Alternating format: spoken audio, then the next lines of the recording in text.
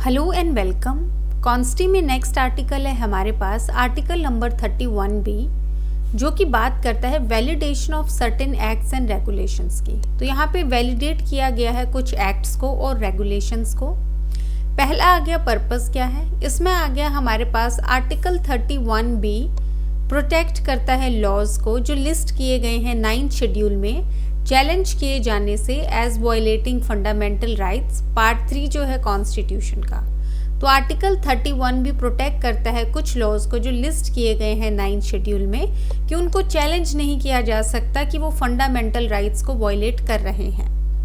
फिर आ गया हमारे पास की प्रोविजंस, एक्ट्स एंड रेगुलेशंस जो है 9th शेड्यूल में वो डिक्लेयर नहीं किए जा सकते वॉइड कि वो इनकंसिस्टेंट हैं फंडामेंटल राइट्स के साथ, वो वैलिड रहेंगे इवन इफ कोर्ट्स जो हैं वो प्रीवियसली जो कोर्ट्स हैं प्रीवियसली रूल किया है उनको as unconstitutional. Legislative power, parliament या स्टेट लेजिस्लेचर अमेंड कर सकता है या रिपील कर सकता है इन लॉज को। फिर आ गया रिलेशनशिप विद आर्टिकल 31A। 31 भी वर्क करता है कंजंक्शन में आर्टिकल 31A के साथ इंश्योर करने के लिए कि कुछ सर्टेन लैंड रिफॉर्म्स और सोशियो इकोनॉमिक लॉज जो हैं वो प्रोटेक्ट किए गए हैं जुडिशियल रिव्यू से। इसमें आ गया हमारे पास फोर्थ कोर प्रिंसिपल, आर्टिकल 31 भी सेफगार्ड करता है लीगल वैलिडिटी जो है लॉज की 9th शेड्यूल में, अलाउ करता है स्टेट को इम्प्लीमेंट करने के लिए social economic land reform measures बिना स्ट्रक डाउन किए वायलेट करने के लिए जो फंडामेंटल राइट्स हैं। तो यहाँ पे बेसिकली हमने क्या पढ़ा है, जो जिस्ट है हमारे पास आर्टिकल 31B का वो है हमारे पास ये वैलिडेट करता है सर्टेन एक्ट्स को और रेगुलेशंस को बेसिकली जो वायलेट करते हैं फंडामेंटल राइट्स को। पहला आ गया हमारे पास किस चीज़ को प्रोटेक्ट करता है, कुछ लॉज जो लिस्ट किए गए हैं 9th शेड्यूल में इवन इफ वो जो हैं वायलेट भी करते हैं फंडामेंटल राइट्स को तब भी उनको प्रोटेक्ट किया जाता है। सेकेंड आ गया इसमें हमारे पास जो हमारे पास एक्ट्स एंड रेगुलेशंस हैं 9th शेड्यूल में उनको जो है वॉइड डिक्लेयर नहीं किया जा सकता कि वो इनकंसिस्टेंट हैं फंडामेंटल राइट्स के, तो वो वॉइड होंगे। वो जो है वैलिड रहते हैं इवन इफ जो कोर्ट्स रूल कर चुके हैं उनको अनकॉन्स्टिट्यूशनल। यहाँ पे आ गया हमारे पास लेजिस्लेटिव पावर, पार्लियामेंट या फिर आ गया हमारे पास स्टेट लेजिस्लेचर, ये जो है अमेंड कर सकते हैं या फिर रिपील कर सकते हैं इन लॉज को। फिर आ गया तीसरा पॉइंट हमारे पास रिलेशनशिप क्या होगा आर्टिकल 31A के साथ। इसमें आ गया हमारे पास यहाँ पे कंजंक्शन में वर्क करता है 31B जो है 31A के साथ इंश्योर करने के लिए सर्टेन लैंड रिफॉर्म्स और सोशियो इकोनॉमिक लॉज को कि उनको प्रोटेक्ट किया जाए जुडिशियल रिव्यू से। तो हमारे पास जो पूरा का पूरा जस्ट है हम एक बार रिवाइज कर लेते हैं। आर्टिकल 31 भी बात करता है, ये वैलिडेशन करता है कुछ एक्ट्स और रेगुलेशंस की। इसमें ये जो है प्रोटेक्ट करता है लॉज को जो 9th शेड्यूल में दिए गए हैं इवन इफ वो फंडामेंटल राइट्स को जो है वायलेट करते हैं। एक्ट्स एंड रेगुलेशन जो 9th शेड्यूल में है उनको वॉइड डिक्लेयर नहीं किया जाएगा, उनको वैलिड माना जाएगा इवन इफ कोर्ट ने रूल किया है उनको अनकॉन्स्टिट्यूशनल। लेजिस्लेटिव पावर में आ गया पार्लियामेंट और स्टेट लेजिस्लेचर के पास पावर है अमेंड करने की, रिपील करने की। रिलेशन 31A के साथ कंजंक्शन में काम करता है, यहाँ पे लैंड रिफॉर्म्स और सोशियो इकोनॉमिक लॉज को जो है प्रोटेक्ट किया गया है जुडिशियल रिव्यू से। आप 9th शेड्यूल याद रखेंगे, उसके बाद लेजिस्लेटिव पावर पार्लियामेंट के पास भी है, स्टेट लेजिस्लेचर के पास भी है। आप ये चीज़ें जो हैं 3 चीज़ें ध्यान रखेंगे। फिर आ गया हमारे पास आर्टिकल 31C, इसमें आ गया हमारे पास saving of laws giving effect to certain directive principles. यहाँ पे सेव किए गए हैं कुछ लॉज जो इफेक्ट देंगे कुछ डायरेक्टिव प्रिंसिपल्स को। पर्पस आ गया हमारे पास आर्टिकल 31C प्रोटेक्ट करता है लॉज को, इम्प्लीमेंट करते हैं जो certain directive principle of state policy part को from being challenged as violating fundamental rights. तो कुछ लॉज जो इम्प्लीमेंट करते हैं DPSPs को वो वायलेट करते हैं फंडामेंटल राइट्स को, लेकिन उनको प्रोटेक्ट किया गया है।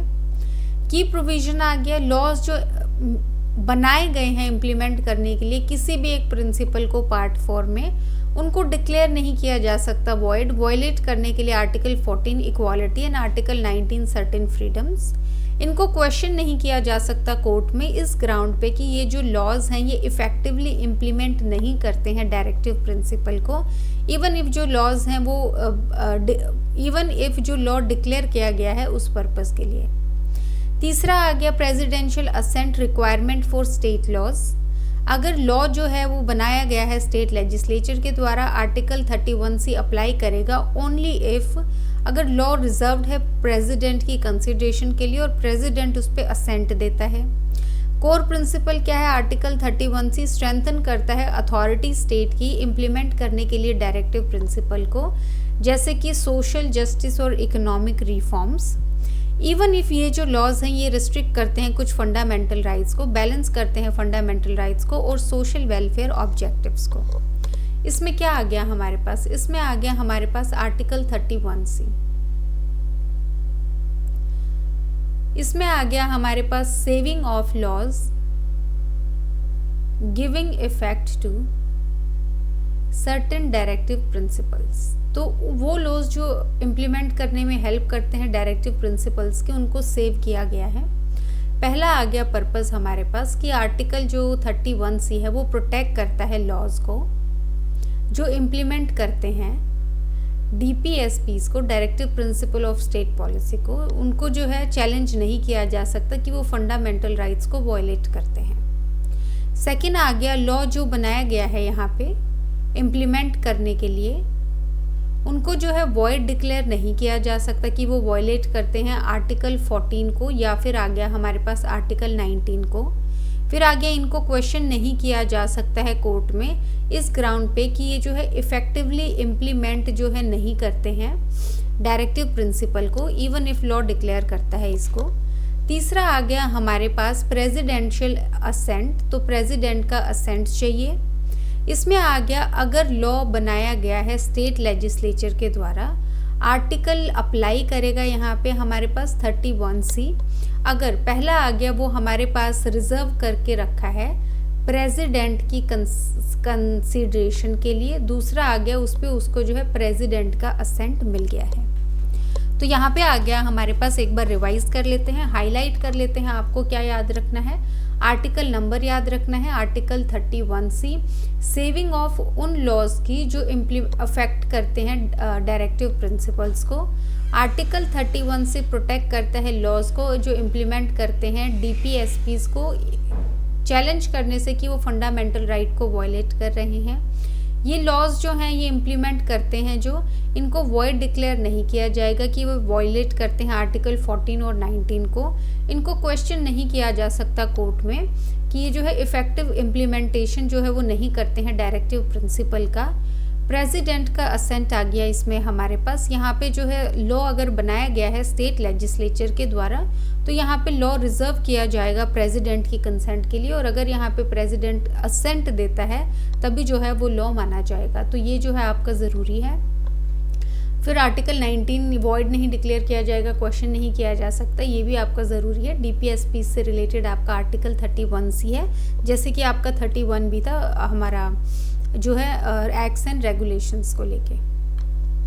फिर आ गया हमारे पास article number 31D, saving of laws in respect of anti national activities. ये हमारे पास हेडिंग थी, इसको ओमिट किया गया है कॉन्स्टिट्यूशनल 43rd अमेंडमेंट 1977 से विद इफेक्ट फ्रॉम 13/4/1978। तो यहाँ पे आपको याद रखना है, हमारा आर्टिकल नंबर याद रखना है 31D, इसकी हेडिंग आपको याद रखनी है जो टाइटल है सेविंग ऑफ लॉज किसके रिस्पेक्ट में, एंटी नेशनल एक्टिविटीज़ जो हैं उनके जो है रिस्पेक्ट में। ये कौन से अमेंडमेंट के द्वारा किया गया था, 43rd अमेंडमेंट एक्ट जो है हमारे पास 1977 की, उसके द्वारा ओमिट किया गया था। जो हमारे पास डेट है इन्फोर्समेंट की वो है 3/4/1978। डेट आप याद नहीं रखेंगे, द मोस्ट आप जो याद रखेंगे कि आर्टिकल 31D ओमिटेड है और उसको 43rd जो कॉन्स्टिट्यूशनल अमेंडमेंट एक्ट था उससे ओमिट किया गया है। नेक्स्ट आ गया हमारे पास राइट टू कॉन्स्टिट्यूशनल रेमेडीज। बहुत ही इंपॉर्टेंट हमारे पास ये वाला आर्टिकल होगा। इसमें आ गया हमारे पास आर्टिकल नंबर 32 जो कि बात करता है remedies for enforcement of rights conferred by this part. Remedies क्या दी गई हैं इन्फोर्स करने के लिए राइट्स को जो कन्फर की गई हैं दिस पार्ट आ गया हमारे पास पार्ट नंबर 3 जो हमारे पास फंडामेंटल राइट्स की बात कर रहा है कि जो राइट्स दिए गए हैं, फंडामेंटल जो राइट्स हैं इस पार्ट के द्वारा, उनको इन्फोर्स करने के लिए क्या रेमेडीज हैं। पहला आ गया हमारे पास right to approach the supreme court, article 32 clause 1। हर एक सिटीजन के पास राइट है मूव करने का सुप्रीम कोर्ट को डायरेक्टली इन्फोर्स करने के लिए फंडामेंटल राइट्स को। दूसरा आ गया powers of the supreme court. क्या पावर्स हैं, article 32 clause 2। Supreme court issue कर सकता है डायरेक्शंस, ऑर्डर्स, रिट्स इन्फोर्समेंट के लिए, इंक्लूडिंग आपके पास 5 रिट्स हैं और 5 की जो 5 रिट्स हैं आपके पास उसको आप अच्छे से याद रखेंगे, उनका मीनिंग या किस चीज़ के लिए वो यूज़ की जाती है वो आप याद रखेंगे। मोस्टली आपके पास जो एसएससी का एग्ज़ाम होता है, कोई बैंकिंग एग्ज़ाम या कोई जनरल एग्ज़ाम है जहाँ पे आपको जनरल अवेयरनेस के क्वेश्चंस आते हैं, वहाँ से इनमें से एक रिट का आपको पक्का क्वेश्चन आता है। तो ये आ गया हमारे पास सबसे पहले हेबीज कॉर्पस जो कि बात करता है प्रोटेक्शन अगेंस्ट इलीगल डिटेंशन। किसी भी तरीके का इलीगल डिटेंशन, हेबीज कॉर्पस की रिट वहाँ पे फाइल होगी। फिर आ गया मैंडेमस, हमारे पास डायरेक्ट करना पब्लिक अथॉरिटीज़ को कि वो परफॉर्म करे अपनी ड्यूटीज़। तीसरा आ गया प्रोहिबिशन, स्टॉप करना लोअर कोर्ट को या अथॉरिटीज़ को एक्ट करने से जो जुरिस्डिक्शन के बियॉन्ड। फिर आ गया हमारे पास क्वो वारंटो, क्वेश्चन करना अथॉरिटी को एक पर्सन की जो होल्ड कर रहा है पब्लिक ऑफिस को। फिर आ गया सर्टियोररी, इसमें आ गया क्वेश करना ऑर्डर्स या डिसीजन लोअर जो है अथॉरिटी उसके। तो इसमें आ गया हमारे पास 5 रिट्स हैं, हम जब टेबल बनाएंगे हम अच्छे से करेंगे। इसमें आ गया नेक्स्ट हमारे पास empowering other courts, article 32 clause 3। Parliament authorise कर सकता है दूसरे कोर्ट्स को एक्सरसाइज करने के लिए उसके जुरिस्डिक्शन में सारे के सारे या कुछ पावर्स जो हैं सुप्रीम कोर्ट की इस आर्टिकल के अंडर। तो हमारा काफ़ी ज़्यादा इम्पॉर्टेंट आर्टिकल है ये। सबसे पहले हम देख लेते हैं कि अब हम क्या पढ़ेंगे। 31D के बाद 32 से हम स्टार्ट करेंगे और 35 तक होगा और इसमें हम पढ़ेंगे राइट टू कॉन्स्टिट्यूशनल रेमेडीज।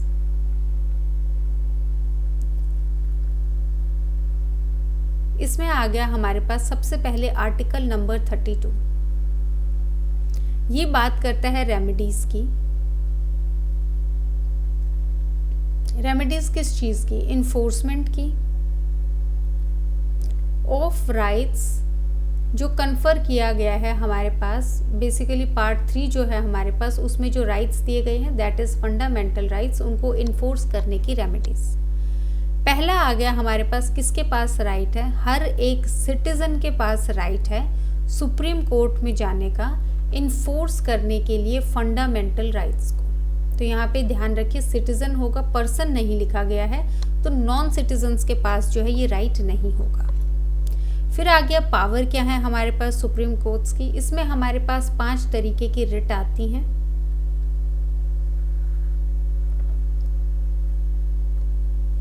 इसमें सबसे पहले आती है हमारे पास हेबीज कॉर्पस, फिर आती है हमारे पास मैंडेमस, फिर आ गई हमारे पास प्रोहिबिशन, फिर आ गई हमारे पास क्वो वारंटो, फिर आ गई हमारे पास सर्टियोररी। हेबीज कॉर्पस आ गया हमारे पास प्रोटेक्शन है अगेंस्ट इलीगल डिटेंशन, आप जो है कीवर्ड्स याद रखेंगे। फिर आ गया मैंडेमस, आ गया हमारे पास डायरेक्ट करना पब्लिक अथॉरिटीज़ को परफॉर्म करने के लिए उनकी जो ड्यूटीज़ हैं।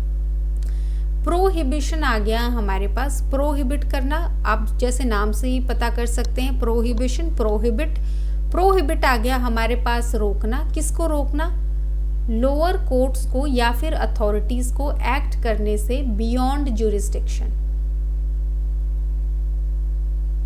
फिर आ गया हमारे पास क्वो वारंटो आ गया हमारे पास क्वेश्चन करना अथॉरिटी को जो पब्लिक होल्ड कर रही है पब्लिक ऑफिस को। तो अथॉरिटी को क्वेश्चन करना कि आप किस पोजीशन से होल्ड कर रहे हैं पब्लिक ऑफिस को। सर्टियोररी आ गया हमारे पास क्वेश करना ऑर्डर या फिर डिसीजन जो लोअर अथॉरिटी के हैं। तो सर्टियोरी और प्रोहिबिशन में थोड़ा सा आपको डाउट होता है, लेकिन दोनों ही जो है बहुत ही डिफरेंट है। प्रोहिबिट आ गया हमारे पास कुछ होने से पहले प्रोहिबिट करना, जैसे वो चीज़ होने वाली है उसके पहले ही उसको प्रोहिबिट कर दिया है, रोक दिया है। सर्टियोरी का मतलब है वो चीज़ हो चुकी है और अब उसको क्वैश किया गया है, तो ये हमारी प्रायर स्टेज है। सर्टियोरी हमारी जो है एक लेटर स्टेज है। तीसरा आ गया फिर हमारे पास एम्पावर करना अदर कोर्ट्स को।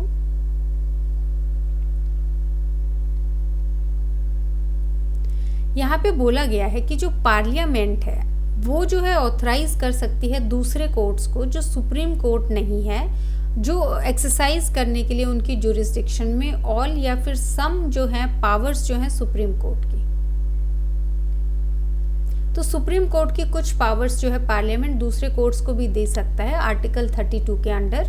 तो वो जो है हम प्रैक्टिस में ये होता है कि बहुत सारी रिट्स फाइल की जाती हैं, तो कोर्ट्स जो है डेलीगेट कर सकता है पावर, जो पार्लियामेंट है वो डेलीगेट कर सकती है दूसरे कोर्ट्स पे भी पावर। इसमें आ गया हमारे पास right to constitutional remedies. Article 32 बात करता है रेमेडीज इन्फोर्स करवाने के लिए राइट्स को, जो पार्ट 3 में दिए गए हैं, दैट इज फंडामेंटल राइट्स। सबसे पहले किसके पास राइट है? सिटीजन के पास राइट है, सुप्रीम कोर्ट जा सकता है इन्फोर्स करवाने के लिए फंडामेंटल राइट्स को। 5 तरीके की हमारे पास रिट्स हैं। सबसे पहले है हेबीज कॉर्पस, जिसका है इलीगल डिटेंशन हमारा कीवर्ड है कि कहीं भी इलीगल डिटेंशन हुआ है तो वहाँ पे हेबीज कॉर्पस की रिट फाइल होगी। फिर आ गया मैंडेमस हमारे पास, यहाँ पे डायरेक्ट किया जाता है पब्लिक अथॉरिटी को कि वो परफॉर्म करे अपनी ड्यूटीज़। इसको हम एज एग्जाम्पल भी विद एग्जाम्पल्स कर लेते हैं हम 5 रिट्स को। इलीगल डिटेंशन में आ गया आपके पास, जैसे पुलिस ने किसी भी पर्सन को बिना वारंट के अरेस्ट कर लिया है तो यहाँ पे उसके रिलेटिव्स जो हैं वो फाइल करेंगे हेबीज कॉर्पस की रिट कि इलीगल डिटेंशन हुआ है उसको छोड़ा जाए। मैंडेमस आ गया, पब्लिक अथॉरिटी को बोला है परफॉर्म करने अपनी ड्यूटीज़, जैसे पुलिस ने यहाँ पे आपकी एफआईआर जो है रजिस्टर करने से मना कर दिया, यहाँ पे पब्लिक फिर आ गया अथॉरिटी को, कोर्ट बोलेगी कि इनकी एफआईआर जो है दर्ज की जाए। प्रोहिबिशन आ गया, स्टॉप करना लोअर कोर्ट को या अथॉरिटी को एक्ट करने से बियॉन्ड जुरिस्डिक्शन। तो यहाँ पे अगर कोई भी जो कोर्ट है वो जो है एक्ट करने वाला है ऐसी कोई चीज़ जो उसकी जुरिस्डिक्शन में नहीं है, फॉर इंस्टेंस कोई भी आप जुडिशियल मजिस्ट्रेट लगा लीजिए, जैसे उनको अलाउड है 3 साल की जो है सज़ा देना, लेकिन वहाँ पे वो 4 साल की दे देते हैं, बियॉन्ड जुरिस्डिक्शन चला गया। यहाँ पे प्रोहिबिशन की रिट डाल सकते हैं, उनको रोका जाएगा कि आप 4 साल की सज़ा ना दें। को वारंटो आ गया, अथॉरिटी को जो है क्वेश्चन करना जो होल्ड कर रही है पब्लिक ऑफिस को। इसमें आ गया जैसे कोई भी पब्लिक सर्वेंट है जो अपना ऑफिस होल्ड कर रहा है, वहाँ पे पूछा जा सकता है उनका जो अपॉइंटमेंट है वो किस तरीके से हुआ है। फिर आ गया सर्टियोरी, क्वेश करना कोई भी ऑर्डर या डिसीजन लोअर कोर्ट का। यहाँ पे कोई भी जुरिस्डिक्शन से बाहर चीज़ गई है या कोई ऐसा ऑर्डर दिया गया है जहाँ पे जो लॉ के अगेंस्ट है, तो वहाँ पे ऑर्डर देने के बाद उसको क्वेश किया जाता है, ये सर्टियोरी में होता है। फिर आगे एम्पावर करना अदर कोर्ट्स को। पार्लियामेंट जो है दूसरे कोर्ट्स को सारी की सारी या कुछ पावर्स दे सकती हैं सुप्रीम कोर्ट की। नेक्स्ट आ गया इसमें हमारे पास non suspendable right. Article 32 clause 4, right जो है अप्रोच करने का सुप्रीम कोर्ट का वो सस्पेंड नहीं किया जा सकता है एक्सेप्ट स्पेसिफिकली प्रोवाइड किया गया है एल्सवेयर इन द कॉन्स्टिट्यूशन, जैसे कि इमरजेंसी के टाइम पे। फिर आ गया कोर प्रिंसिपल, इसमें आ गया हमारे पास आर्टिकल 32 को बोला जाता है heart and soul of the constitution. Doctor BR Ambedkar ji ने बोला था। यहाँ पे ये जो है आपको ध्यान रखना है, ये आपका प्री का क्वेश्चन है कि यहाँ पे heart and soul of the constitution कौन से रिट को बोला जाता है, कौन से फंडामेंटल राइट को बोला जाता है। तो आर्टिकल 32 आ गया हमारे पास, उसको बोला जाता है heart and soul of the constitution. किसने बोला था? ये डॉक्टर BR अम्बेडकर ने, क्योंकि ये जो है प्रोवाइड करता है डायरेक्ट एक्सेस सुप्रीम कोर्ट को और इंश्योर करता है इफेक्टिव इन्फोर्समेंट फंडामेंटल राइट्स का। केस लॉ आ गया इसमें हमारे पास Rupa Ashok Hurra versus Ashok Hurra 2002 supreme court. Supreme court ने इसको क्लियर किया है कि जो जुरिस्डिक्शन है सुप्रीम कोर्ट का अंडर आर्टिकल 32 उसको इन्वोक नहीं किया जा सकता है चैलेंज करने के लिए वैलिडिटी जो है फाइनल जजमेंट की या फिर ऑर्डर जो पास किया गया है कोर्ट के द्वारा। केस लॉ आ गया सेकेंड हमारे पास MC Mehta versus union of India 1987 supreme court. Supreme court ने बोला है कि एब्सेंस में पावर ऑफ रेमेडियल जो एब्सेंस है जहाँ पे आर्टिकल 32 की, वो रॉब्ड माना जाएगा उसकी एफिकेसी, और वो जो है फ्यूटाइल हो जाएगा। तो अगर कोई रेमेडी नहीं है तो यहाँ पे फंडामेंटल राइट्स भी जो है वो यूजलेस होंगे। केस लॉ आ गया फिर हमारे पास common cause a registered society versus union of India 1999 supreme court. Supreme court ने ऑब्जर्व किया है कि ये मैटर है इन्फोर्समेंट ऑफ फंडामेंटल राइट का, कि कोर्ट के पास राइट है अवॉर्ड करने का डैमेजेस, कॉम्पनसेट करने के लिए लॉस जो कॉज किया गया है पर्सन को on account of violation of fundamental right. तो यहाँ पे बेसिकली इन्फोर्समेंट जो है ये कोर्ट के पास राइट है कि वो कॉम्पनसेशन भी जो है अवॉर्ड कर सकता है अगर फंडामेंटल राइट जो है यहाँ पे वायलेट किए गए हैं। तो इसमें आ गया हमारे पास फोर्थ पॉइंट बताता है कि जो राइट है अप्रोच करने का सुप्रीम कोर्ट को, ये जो है सस्पेंड नहीं किया जा सकता है एक्सेप्ट जब तक प्रोवाइडेड नहीं है कॉन्स्टिट्यूशन में, जैसे कि इमरजेंसी का केस में स्पेसिफिकली प्रोवाइडेड है कौन कौन से आर्टिकल्स को जो है सस्पेंडेड माना जाएगा या फंडामेंटल राइट्स को। फिफ्थ आ गया हमारे पास आर्टिकल 32 को जो है वो बोला जाता है heart and soul of the constitution. ये बोला गया था डॉक्टर अंबेडकर के द्वारा। ये आपको प्री में बहुत बारी पूछा जाता है, तो ये बहुत ही पेट क्वेश्चन है और आपको जो है पता होना चाहिए।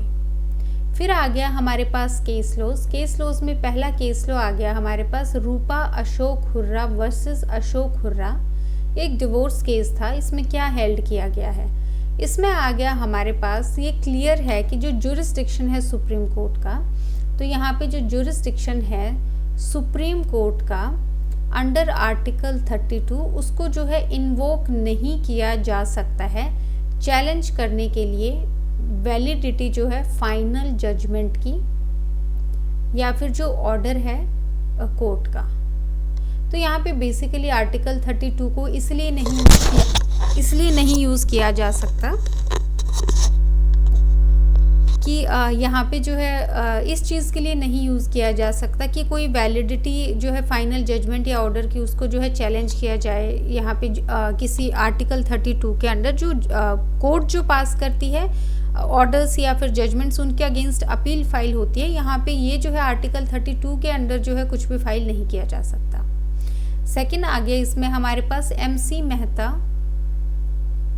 Versus union of India 1987 supreme court. इसमें हेल्ड किया गया है कि अगर यहाँ पे एब्सेंट होती है, मतलब अगर पावर नहीं है यहाँ पे रेमेडियल पावर आर्टिकल 32 की, तो यहाँ पे जो फंडामेंटल राइट्स हैं वो भी फ्यूटाइल हो जाएंगे।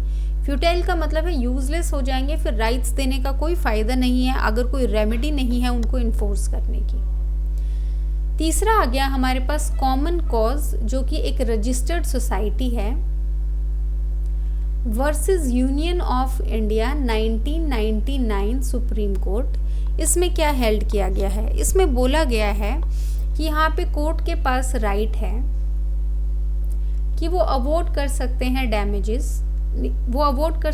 डैमेजेस, कॉम्पनसेट करने के लिए कोई भी लॉस जो पर्सन ने झेला है जो वायलेट किए गए हैं जो फंडामेंटल राइट्स हैं, वायलेशन जो है फंडामेंटल राइट्स का। तो अगर कोई भी फंडामेंटल राइट यहाँ पे वायलेट हुआ है तो यहाँ पे जो है डैमेजेस जो है दिए जा सकते हैं पर्सन को कॉम्पनसेट करने के लिए।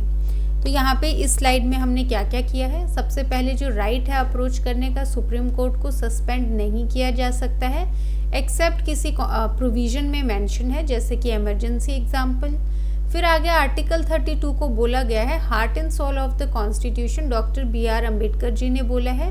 आपका प्री का बहुत ही पेट क्वेश्चन है, आप इसको याद रखेंगे।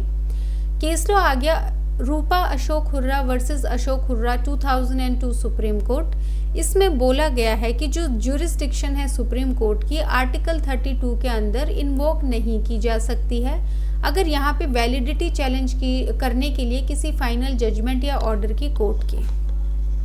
फिर आ गया MC Mehta versus union of India 1987। यहाँ पे बोला गया है अगर एब्सेंस है जो रेमेडियल पावर है आर्टिकल 32 की, तो यहाँ पे फंडामेंटल राइट्स का ग्रांट करना भी फ्यूटाइल हो जाएगा, यूजलेस हो जाएगा। फिर आ गया थर्ड केस, कॉमन कॉज एक registered society versus union of India 1999 supreme court.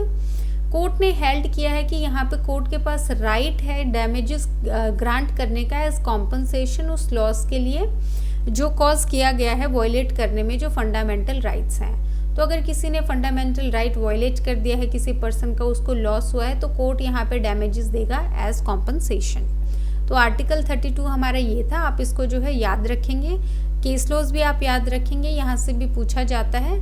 इसकी छोटी छोटी चीज़ें हार्ट एंड सोल भी याद रखेंगे। रिट्स आप याद रखेंगे, रिट्स पांचों रिट्स में से आपका बहुत बड़ी एक आधा क्वेश्चन आता है। तो फंडामेंटल राइट्स में जो सबसे ज़रूरी आर्टिकल आपको याद रखना है वो है हमारे पास आर्टिकल 32। नेक्स्ट आ गया इसमें हमारे पास आर्टिकल 32A। ये बात करता है constitutional validity of state laws not to be considered in proceeding under article 32, कि जो कॉन्स्टिट्यूशनल वैलिडिटी है स्टेट लॉज की वो कंसिडर नहीं की जाएगी जब प्रोसीड करेंगे आर्टिकल 32 के अंडर। ओमिट किया गया है कॉन्स्टिट्यूशन 43rd अमेंडमेंट एक्ट 1977 से, डेट आ गई 13/4/1978। तो यहाँ पे आपको ध्यान रखना है आर्टिकल 32A, टाइटल आपको ध्यान रखना है। ये बात करता है कॉन्स्टिट्यूशनल वैलिडिटी की, स्टेट लॉज की, जो लॉ स्टेट बनाता है वो नहीं कंसिडर की जाएंगी प्रोसीडिंग्स में अंडर आर्टिकल 32। ओमिट किया गया है 43rd अमेंडमेंट एक्ट 1977 के द्वारा, डेट आ गई हमारे पास 13/4/1978। ये वाला आप ध्यान रखेंगे, जो अमेंडमेंट एक्ट है आर्टिकल 32 ध्यान रखेंगे। टाइटल भी जो है आप ध्यान रख सकते हैं क्योंकि बहुत बड़ी टाइटल से भी जो है पूछा जाता है कौन से जो है अमेंडमेंट से इसको जो है ओमिट किया गया है। फिर आ गया हमारे पास आर्टिकल नंबर 33 जो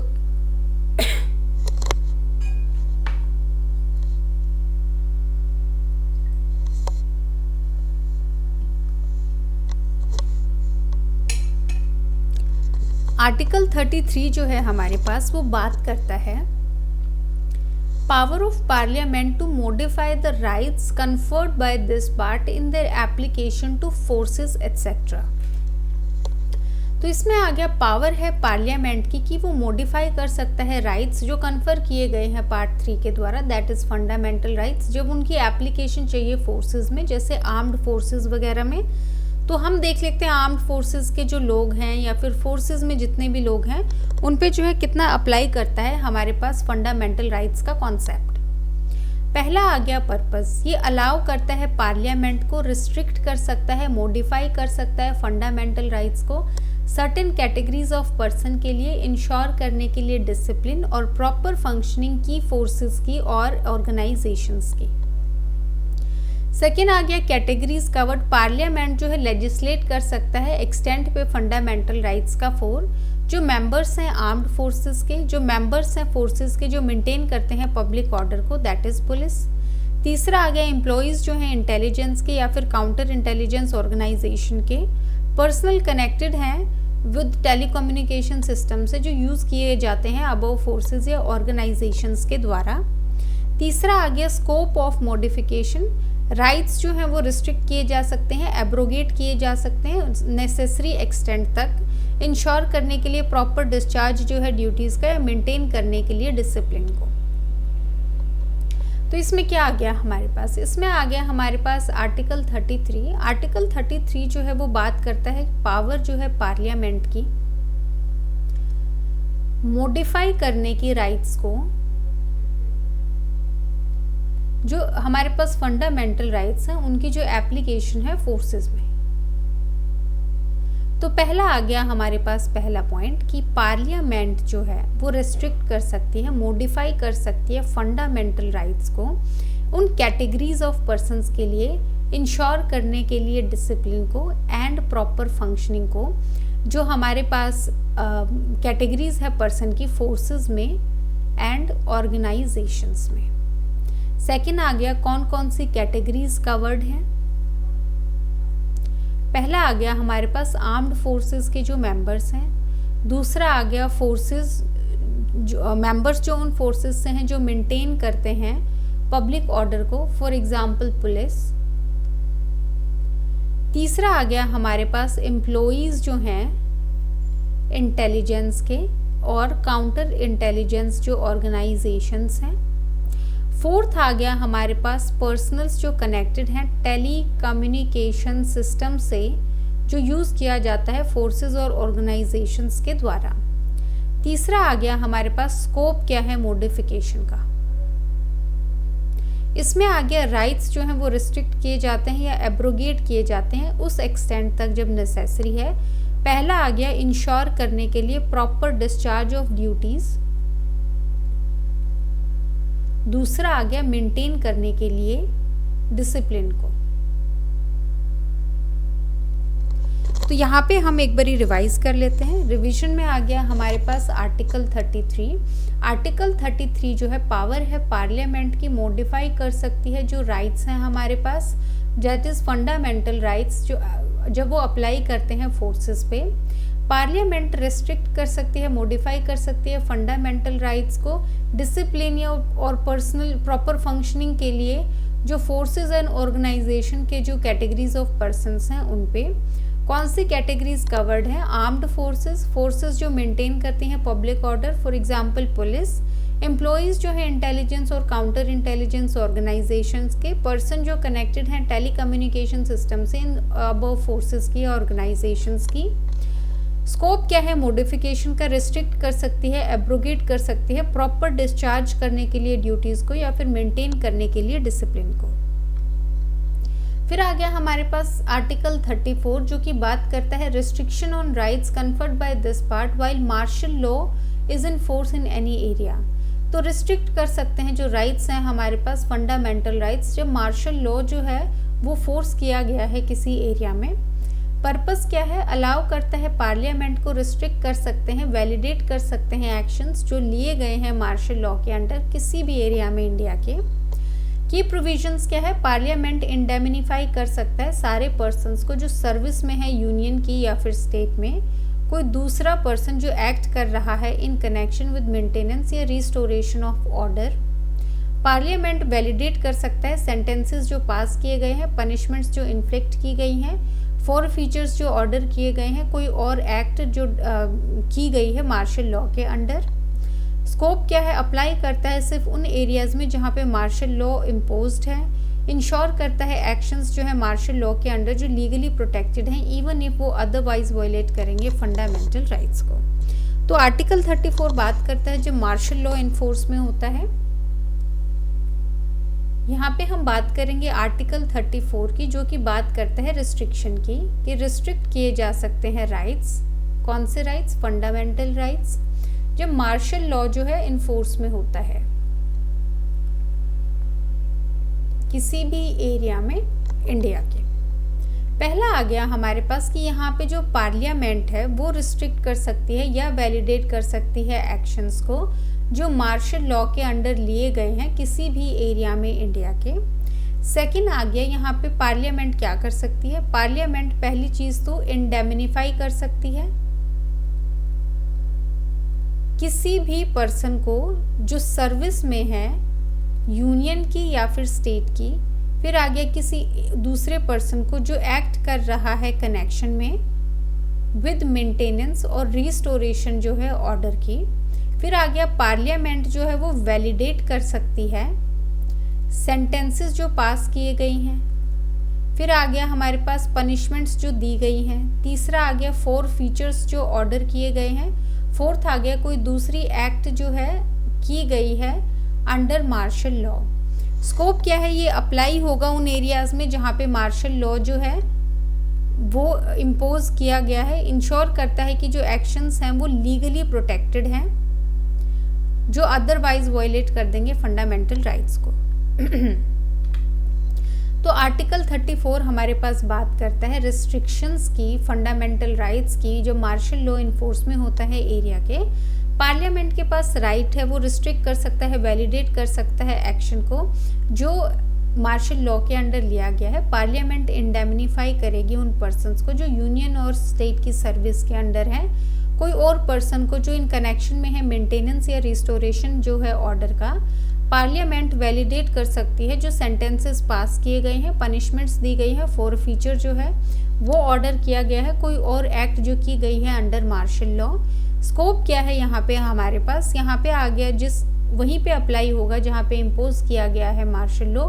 लीगली प्रोटेक्ट किया जाएगा उन एक्ट्स को जो अदरवाइज फंडामेंटल राइट्स जो हैं वॉयलेट कर देंगी। फॉर एग्जांपल आप लगा लीजिए किसी भी एरिया में मार्शल लॉ जो है उसको इम्पोज कर दिया गया है और वहाँ पे जो है बहुत ही ज़्यादा डिस्टर्बेंस हो रही है और वहाँ पे जो पर्सन्स जो ऑपरेट कर रहे हैं वो उठा के ग्रुप ऑफ पीपल को डिटेन कर लेते हैं। तो यहाँ पे एक्चुअली इलीगल डिटेंशन है क्योंकि सडन डिटेंशन है, बिना वारंट के है, बिना प्रोसीजर के वो लोग डिटेन कर लेते हैं पीस करने के लिए। तो यहाँ पे आप हेबियस कॉर्पस जो है वो रिट फाइल नहीं कर सकते हैं क्योंकि यहाँ पे मार्शल लॉ जो है वो आपका इम्पोज्ड है। तो ऐसे ऐसे कुछ एग्जाम्पल्स है जहाँ पे इवन एक फंडामेंटल राइट भी आपका वायलेट हो रहा है, वो लीगली प्रोटेक्टेड है आर्टिकल 34 के अंडर। बाकी आज के लेक्चर में हम इतना ही करेंगे। अगर आपको पीडीएफ चाहिए कॉन्स्टिट्यूशन की तो उसके लिए आप कमेंट सेक्शन में जा सकते हैं, वहाँ पे आपको एक पिन्ड कमेंट मिलेगा, उसमें आपको एक व्हाट्सअप नंबर मिलेगा। इस व्हाट्सअप नंबर पे जो है आप अपनी कोई भी क्वेरी डाल सकते हैं पीडीएफ से रिलेटेड। पिछले आर्टिकल्स जो हमने किए हैं जहाँ पे केस लॉज कवर्ड नहीं थे वो पीडीएफ में आपके कवर्ड होंगे। इसके अलावा अगर किसी को मेंस आंसर राइटिंग करनी है तो यहाँ पे मेंबर्स के लिए हमारी मेंस आंसर राइटिंग है। आपकी दो तरीके की मेंबरशिप है, बेसिक मेंबरशिप, एडवांस मेंबरशिप। यहाँ पे आपको वीडियो लेक्चर्स मिलेंगे, एडवांस में वीडियो लेक्चर्स प्लस आपको पीडीएफ्स अवेलेबल करवाई जाएंगी। साथ के साथ जो भी हम क्वेश्चन आंसर्स वहाँ पे करेंगे वो साथ के साथ आपकी पीडीएफ्स अपलोडेड होंगी वहाँ पे। अगर आपको नहीं मेंबरशिप ज्वाइन करनी है लेकिन आपको मेंस का कंटेंट चाहिए तो आप उसके लिए जो है व्हाट्सअप कर सकते हैं। फिलहाल हम BNSS और इंडियन पार्टनरशिप एक्ट दो हमारे पास जो सब्जेक्ट्स हैं वो कवर कर रहे हैं मेंबर्स के लिए, तो आप अपने हिसाब से ज्वाइन कर सकते हैं, पीडीएफ्स आप ऑर्डर कर सकते हैं। बाकी आज के लेक्चर में हम इतना ही कवर करेंगे। So thank you.